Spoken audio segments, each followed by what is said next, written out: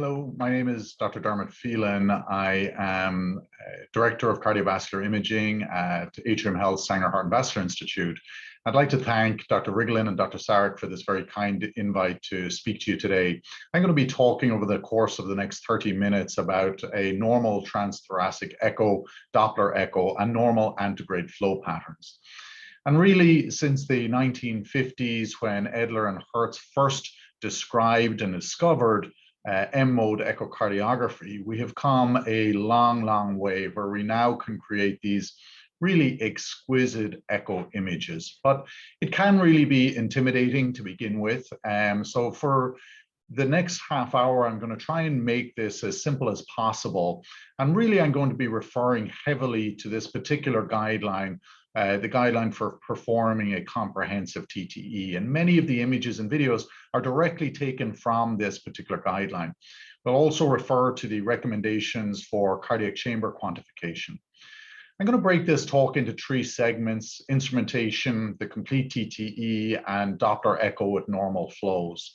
And so if we begin with instrumentation, we'll begin by talking about two-dimensional imaging. And really, it is important that operators who are doing transthoracic echoes should be familiar with these settings that contribute to the quality of the overall image. Some of these settings are fixed, that can't be altered, but many of them are not, and they can dramatically improve the image quality.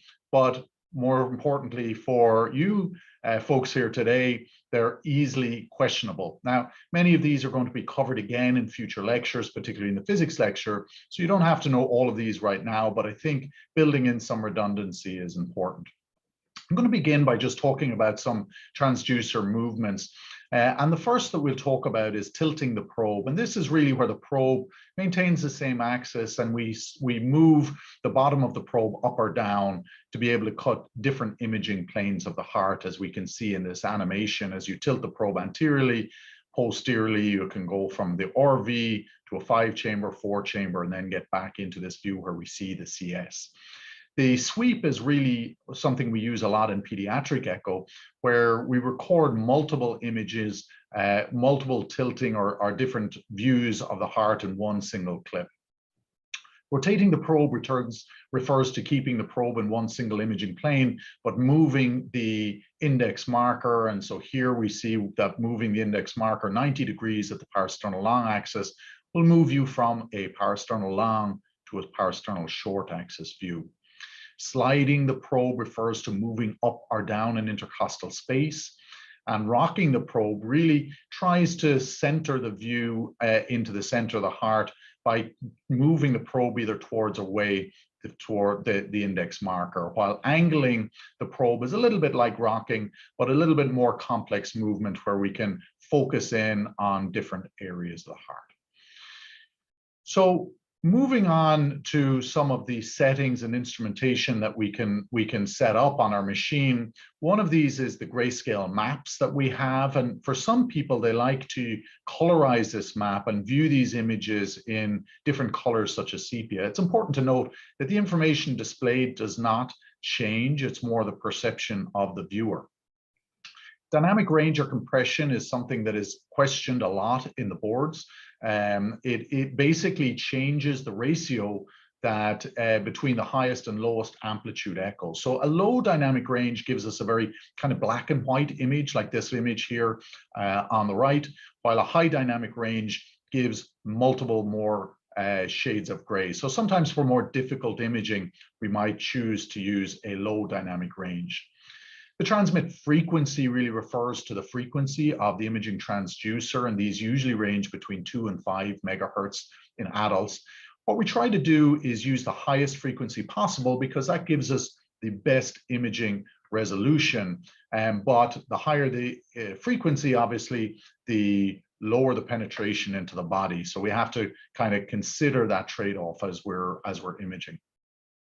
The sector depth and sector width are really two things that are important for us to consider anytime we're imaging, because they really affect the temporal resolution. When we have a very deep image like here on the left-hand screen, it really it takes a lot of time for those scans to go all the way down to that deep anatomy and return to the probe.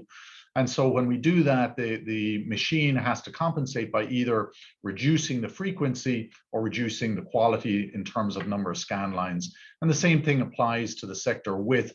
The wider the sector, the lower the frame rate, as you can see here on the far right-hand panel versus the third to right-hand panel.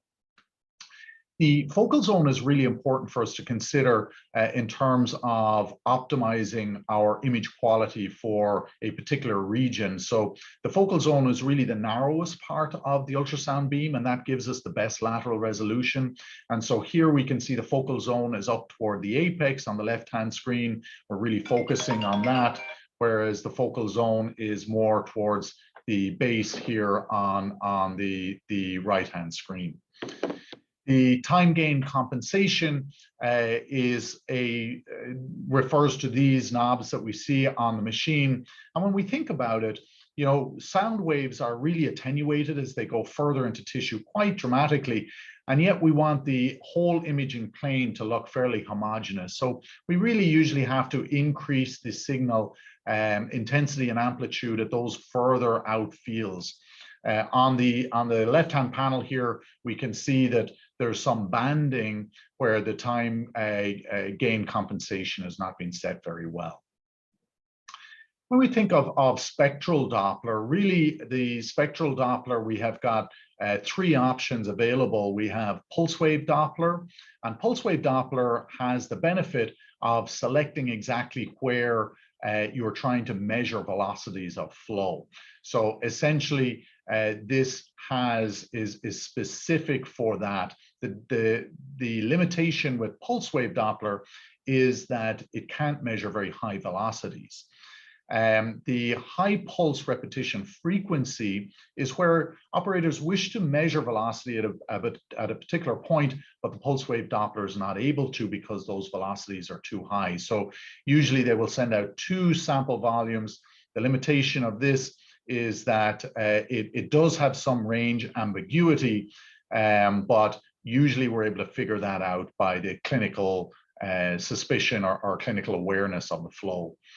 The continuous wave Doppler really is useful for measuring high velocities. The limitation with continuous wave Doppler is that there is range ambiguity there. So when we're talking about pulse wave Doppler, one of the issues, as we said, is that it can't measure very high velocities. And sometimes, like on the panel on the far left here, we can see that the bottom of the velocity here is cut off. And there's a couple of things that we can do to try and adjust this. One is we can adjust the scale, and this refers to the velocities that can be displayed. So here, the maximum scale is 80 meters per second. If we increase this to 120 centimeters per second, I should say, we can see that. The other thing we can do is change the baseline. So we can shift the baseline upwards, as we can see on the far right-hand panel. The sample volume is important to consider when we're trying to measure pulse wave Doppler. This really refers to these 2 lines that you see on your pulse wave Doppler, how wide or close they are. And if they're very wide, we kind of get what we describe as spectral broadening, which makes it difficult to identify the true velocity. Whereas when we make those sample volumes smaller, we're able to see what we call the modal velocity, or more clear peak velocity that we can measure a little better. The gain amplifies the Doppler signal before display, and so if the gain is too low, we're not able to see the sample volume. If the gain is too high, we get that spectral broadening. So again, we want to alter that gain setting to get the optimal setting there. And finally, with tissue Doppler, really this is generally a preset. These use larger sample size and lower velocity scales because we're usually measuring the myocardium as opposed to blood flow. And here's an example of normal tissue Doppler, but if you use your regular pulse wave Doppler in the same position, you really don't get the same signal at all, right? Moving on to color Doppler, really what we're using color Doppler for flow is to measure the blood flow characteristics. So the timing, the direction, the velocity, if there's turbulence, and so on. So for a color map, we're usually using these color displays. Black really represents no flow. As flow goes towards the probe, in low flow, it is in a kind of a darker red color. As the flow increases in velocity, it turns more bright yellow. As the flow goes away from the probe, darker flow is blue. As it increases in velocity, it goes towards a white flow. For turbulent flow, it causes a kind of mosaic color, while you can also use something called variance, which gives you a kind of green-yellow flow for that turbulent flow there. Again, we're always trying to think about how we optimize image, optimize the temporal resolution, and we put our region of interest for color flow. We want to make sure we capture the area of interest, but not too big, because if you increase the region of interest, your frame rate suffers. Gain is really important for color flow. We need to optimize this. And when we're doing that, we want to increase the gain such that we start to see a speckling appearance outside of the blood pool, and then we back off until that speckled appearance goes. And this can really, if the gain is not set correctly, can really throw us off in terms of what we think is high flow or low flow. Moving on to the scale really represents the range of velocities that can be displayed. And usually we talk about the Nyquist limit here. And so here's an example on the left-hand side where we have a Nyquist limit of 0.69 meters per second. And you can see the aliasing there, while if we increase the velocity to 0.77, that aliasing goes away. And this is particularly important when we're thinking about displaying things like regurgitant volumes. If the scale is set too low here, mitral regurgitation can look very severe. Here it's in the too low, the aliasing velocity is set at 35. If it's set too high, like at 73, the MR looks very small. So ideally, we want this set somewhere between 50 and 70 there to get the ideal view. Now, there are times where we want to set the scale lower, and that's in situations where the flow is low. So for example, in the atria, when we're trying to look at a shunt across the interatrium, we might want to set the scale at about 30 meter or 0.3 meters per second to be able to see that low flow. So let's move on to what we do for a complete transthoracic echocardiogram. So we have the patient lying flat, usually on the left-hand side, and we're going to begin with a parasternal long axis view. And this is a view where we place the probe close to the sternum with the index marker pointing towards the right-hand shoulder there. And we'll begin with an increased depth where we can see pleural effusions or pericardial effusions. And then we're going to drop our depth to be able to get a good view of all the structures in that parasternal long axis view. And we're going to make our measurements here. We're going to measure the RVOT, the interventricular septum. We're going to be careful not to include the RV trabeculation or moderator band in our measurements of the interventricular septum. We're going to measure the left ventricular end diastolic diameter, making sure we're at the leaflet tip and that we're running perpendicular to the long axis of the ventricle.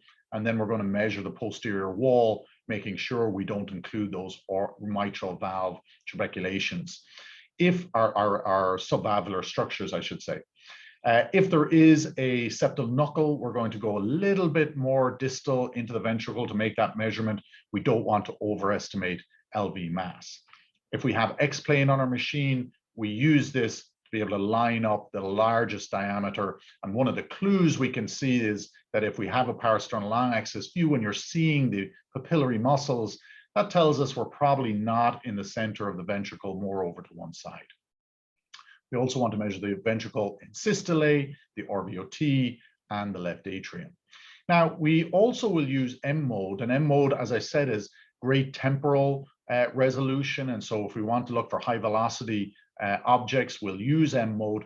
But we've kind of gone away from using M mode to make a lot of these measurements because we often end up cutting the ventricle in a tangential way like we do here, where the LV end diastolic dimension was measured at 51 versus 45 when we used 2D and we had that lined up properly. We're then going to focus in on the LVOT and the aortic root, and we're going to make some measurements here. Firstly, of the annulus and then of the LVOT. Both of these measurements are done in mid-systole using an inner edge to inner edge technique, while then we're going to look at the aortic root, the sinotubular junction, and the mid-ascending aorta. These measurements are going to be done in end diastole using a leading edge to leading edge technique. From that parasternal view, we can then tilt the scan plane anteriorly to get a RVOT or RV outflow view. We can do the opposite, tilt the probe inferiorly or posteriorly, I should say, towards the patient's hip. And then we get the RV inflow view here, where we see the tricuspid valve, the IVC, and you can see the coronary sinus just sneaking in here. From that parasternal long axis view, we're then going to rotate the probe, keeping it in the same position, but rotating that index marker over toward from the right-hand shoulder over to the left-hand shoulder, and we're going to optimize that image here. And here, starting from the bottom going up, we have the left atrium, the interatrial septum, the right atrium, tricuspid valve, RVOT, pulmonary valve, and in the middle, we have the aortic valve. And so this is an important view to focus in on multiple structures. We're going to view each of these valves, usually using zoom and using color Doppler to interrogate all of the valves from this view. By going up an intercostal space, we can sometimes get a very nice view of the bifurcation of the pulmonary arteries, as you can see here. We're going to zoom up on the aortic valve, and remember those coronary cusps, they will come up on your exams. Anterior cusp is the right coronary. The cusp closest to the interatrial septum is the non-coronary, and the other cusp is the left coronary. We're then going to tilt our probe downwards towards the left nipple, and here we'll get a short axis view of the mitral valve, and if we're right at the tips, we can even measure the mitral valve opening, although this is usually better done using X-plane from a long axis view. And then we're going to scan down through the ventricle and get some short axis views there. Important to get all of these views from the base, the mid, and the apex, because these are going to help us look at for regional wall motion abnormalities there. We're going to make some important measurements. The proximal and distal RVOT and the pulmonary artery will all be measured inner edge to inner edge in end diastole. We're then going to move down toward the apex, and we're going to place the transducer at the apical impulse, usually at the fifth intercostal space with the index marker pointing towards the bed. And here we get this beautiful four-chamber view. Very important that we avoid apical foreshortening here. The axis is a term you'll hear a lot, and this really refers to the ideal projection of ultrasound through the apex of the heart. And this is not an ideal projection. We're too far up here. We're not getting that kind of bullet-shaped apex. This is very rounded, and you can see the apex diving down towards the annulus. And so this is a very foreshortened view, and when you do that, you're not seeing the apex properly, and so you may miss important wall motion abnormalities.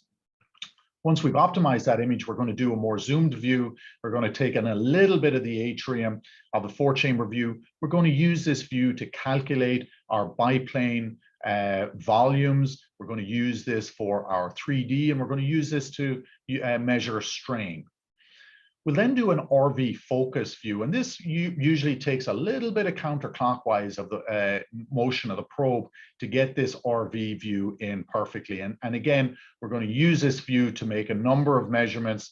We'll do tissue Doppler of the tricuspid annulus. We can measure fractional area change. We can do strain, and we can also do TAPSE, which is where we place M mode at the tricuspid annulus, and we measure the excursion during systole, and that's usually greater than 16 millimeters.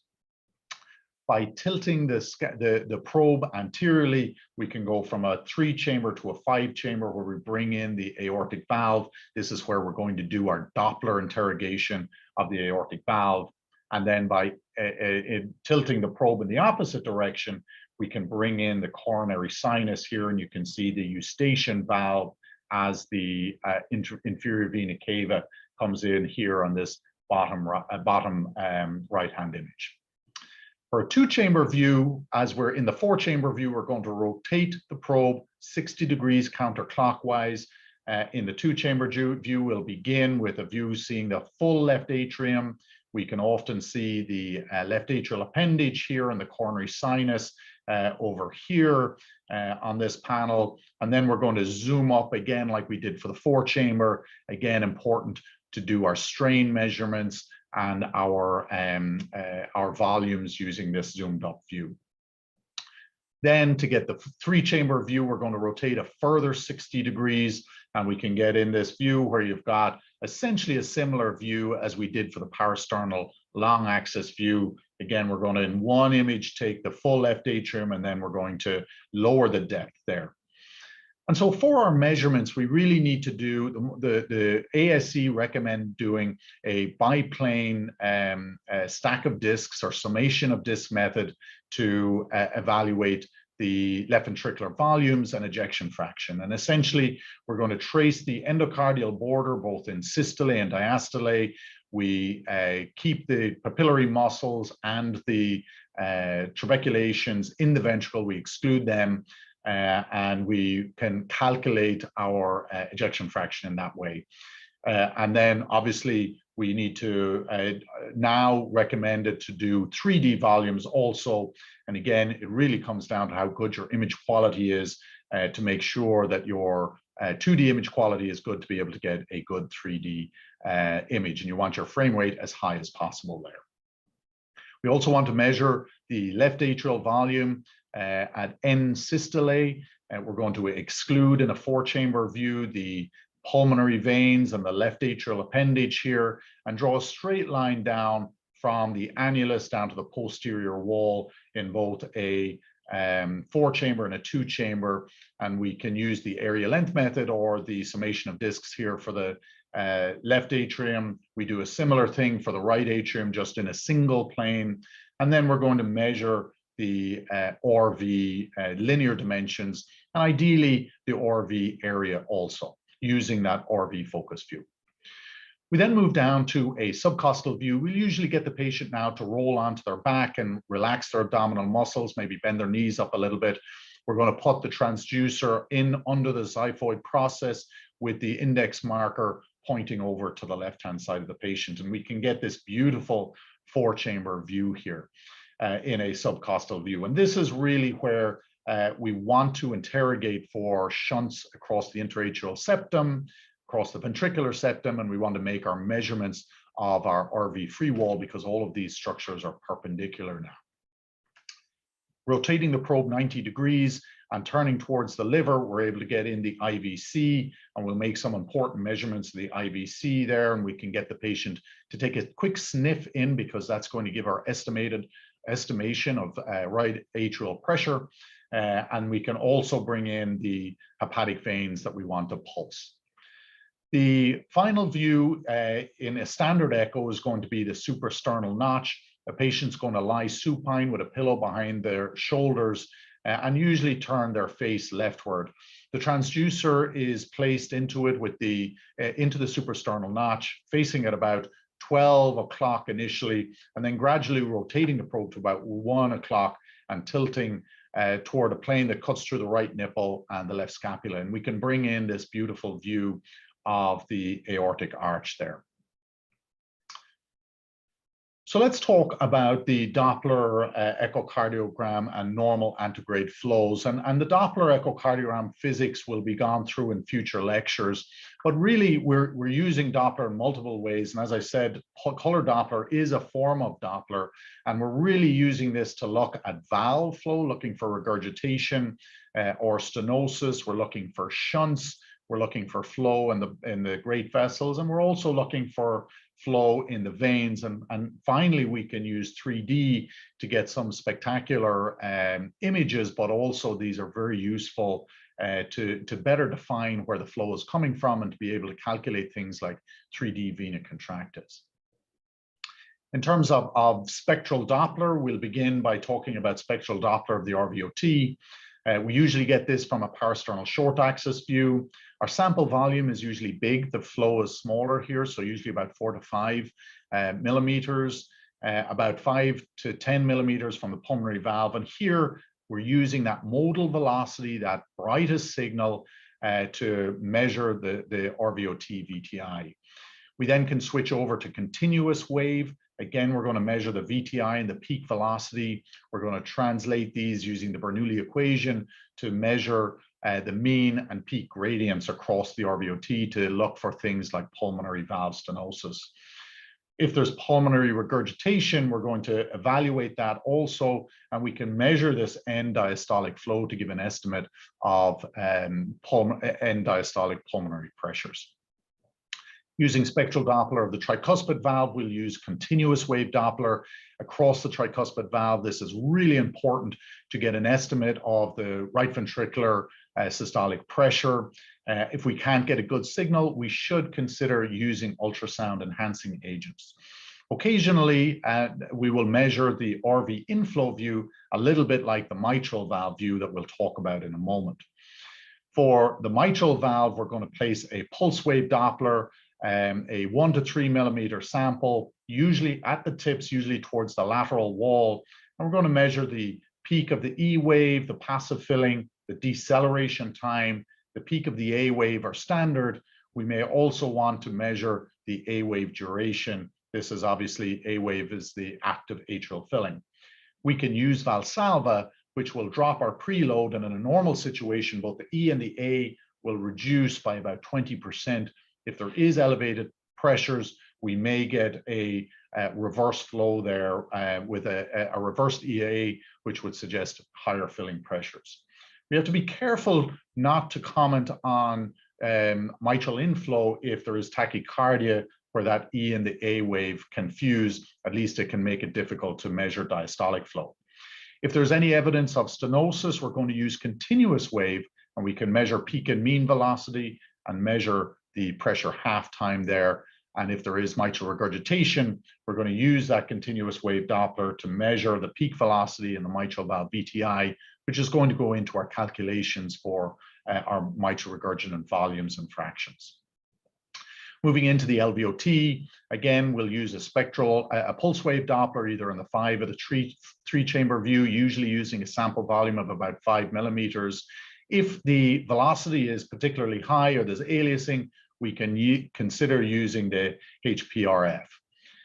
We're also going to use continuous wave Doppler through the LVOT, and we're going to measure the mean, the VTI for the mean gradient and the peak velocity for the peak gradient across that aortic valve when we're evaluating for aortic stenosis. And if there is aortic stenosis, we should certainly image using the non-imaging transducer, the PDOF probe, and use multiple windows, including the right sternal border and the suprasternal notch.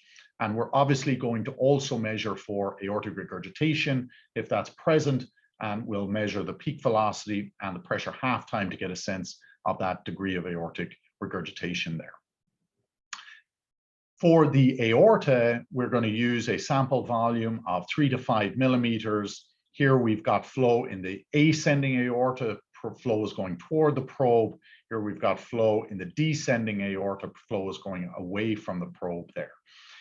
We're going to look for flow reversal in the descending aorta. And the first thing we think about when we see holodiastolic flow reversal is aortic regurgitation, severe aortic regurgitation. But we have to remember that there are multiple other things that can cause holodiastolic flow reversal. And oftentimes this is related to a non-compliant aorta in an elderly person. If we get this kind of sample in the descending aorta, we know that we're dealing with most likely an aortic coarctation there. When we're looking at the venous flow, we'll look at the hepatic veins. This is going to be particularly important as we deal with problems with the right ventricles and tricuspid valve or pericardial disease. We're going to use a 3 to 5 centimeter sample or millimeter sample volume and go about 1 to 2 millimeters into the vein.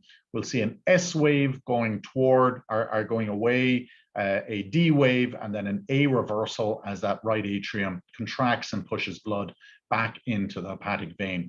And we're not really so worried about the velocities here. We're more looking at the pattern of flow. And it's a very similar pattern of flow for the pulmonary vein with an S wave and a D wave with an A reversal coming from the pulmonary vein. Finally, our tissue Doppler, we're going to measure an S wave then an E and an A wave. And this is really looking at the longitudinal motion of the mitral annulus and the tricuspid annulus. And usually this is done using a preset, and it gives us a lot of information about the diastolic function of the heart. So that is really the talk for today. We didn't touch upon the use of contrast or strain because there's going to be talks dedicated to those. I hope you found this useful, and I hope you enjoy the rest of the meeting. Thank you very much.